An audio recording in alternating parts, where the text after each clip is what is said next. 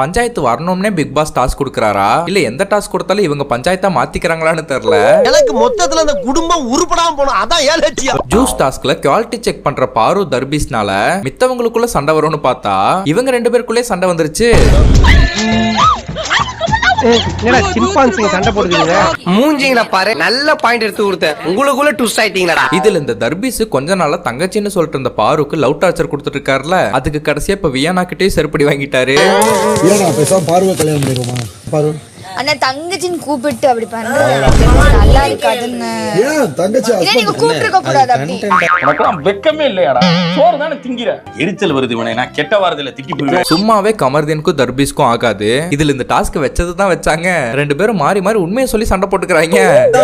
பொம்பளை பொறுக்கி நீதான்டா பொம்பளை பொறுக்கி பைத்தியக்காரன்ற வேஷத்துல எல்லாத்தையும் வணிகிற நாய நீதான்டா ஒளிஞ்சிட்டு இருக்க. உலகமே பாத்துக்கிட்டு உண்மையை சொல்றவங்க தெய்வத்துக்கு சமம் சொல்லுவாங்க.